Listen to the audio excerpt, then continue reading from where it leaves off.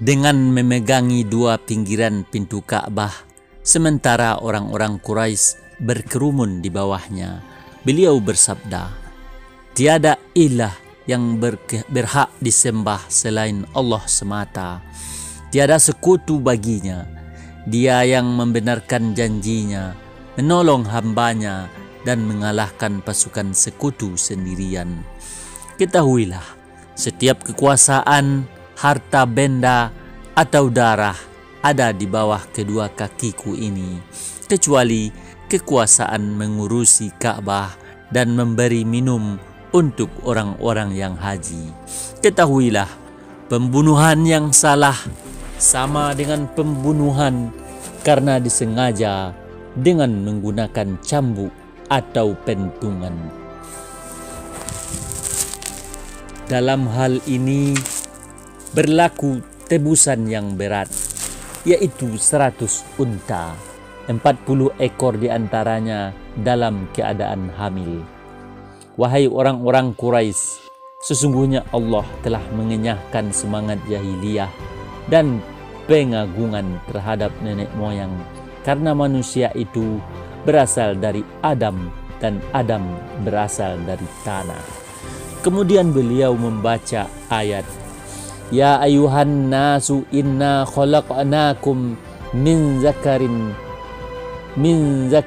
wa unsa wa ja'alnakum syu'uban wa qabaila lita'arafu inna akramakum indallahi atqakum innallaha alimun khabir." Hai manusia, sesungguhnya kami menciptakan kamu dari seorang laki-laki dan seorang perempuan dan menjadikan kamu berbangsa-bangsa dan bersuku-suku supaya kamu saling kenal mengenal. Sesungguhnya orang yang paling mulia di antara kamu di sisi Allah ialah orang yang paling takwa di antara kamu. Sesungguhnya Allah Maha mengetahui lagi Maha mengenal. Kemudian beliau bersabda, "Wahai orang-orang Quraisy, apa yang harus kulakukan terhadap kalian menurut pendapat kalian?" Mereka menjawab, "Kebaikan, karena engkau adalah saudara yang baik dan anak saudara yang baik pula." Beliau bersabda, "Kukatakan kepada kalian seperti yang dikatakan Yusuf kepada saudara-saudaranya, pada hari ini tidak ada cercaan terhadap kalian.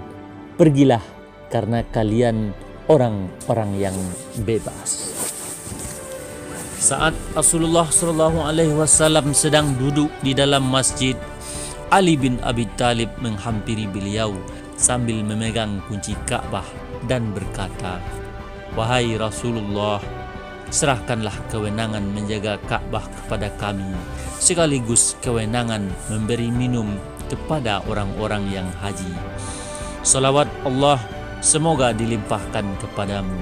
Dalam suatu riwayat disebutkan bahwa yang berkata seperti itu adalah Al-Abbas. Beliau bertanya, "Mana Utsman bin Thalhah?" Setelah Utsman bin Thalhah dipanggil dan menghadap, beliau bersabda, "Inilah kuncimu, wahai Utsman. Hari ini adalah untuk berbuat kebajikan dan pemenuhan janji." Dalam riwayat Ibnu Sa'ad di dalam At-Tabaqat disebutkan bahwa beliau bersabda saat menyerahkan kunci kepada Utsman bin Thalhah, "Ambillah kunci ini sebagai warisan yang abadi. Tidak ada yang merampasnya dari kalian kecuali orang yang zalim. Wahai Utsman, Allah menyerahkan keamanan rumahnya kepada kalian. Ambillah dari rumah yang diberikan kepada kalian ini dengan cara yang makruh." Saat salat tiba, Rasulullah SAW memerintahkan Bilal untuk naik ke atas Ka'bah dan mengumandangkan azan di sana. Saat itu Abu Sufyan bin Harb, Attab bin Usaid, dan Al-Haris bin Hisham sedang duduk di serambi Ka'bah. Attab berkata, "Allah telah memuliakan Usaid dengan tidak mendengar seruan ini. Jika mendengarnya, ia pasti marah." Al-Haris menimpali. Demi Allah, kalau saja aku tahu bahwa itu adalah benar, tentu aku akan mengikutinya. Abu Sufyan menyahut, demi Allah, aku tidak akan berkomentar apa-apa. Andaikan aku berbicara, kerikil-kerikil ini tentu akan berbicara atas nama diriku. Nabi SAW langsung menemui mereka dan bersabda, aku sudah tahu apa yang kalian ucapkan. Lalu beliau memberitahukan apa saja yang telah mereka ucapkan itu. Akhirnya Al-Haris dan Attab berkata, kami bersaksi bahwa engkau adalah utusan Allah. Demi Allah, tidak ada seorang pun yang mendengar apa yang kami ucapkan, dan kami juga tidak memberitahukannya kepada seseorang. Pada hari itu Rasulullah SAW masuk ke dalam rumah Ummu Hani binti Abu Thalib, lalu mandi dan sholat 8 rakaat di rumahnya. Saat itu adalah waktu duha. Banyak orang yang menduga bahwa itu adalah sholat duha, padahal itu adalah sholat kemenangan. Saat itu Ummu Hani memberi perlindungan kepada 2 orang musyrik dari keluarga besarnya.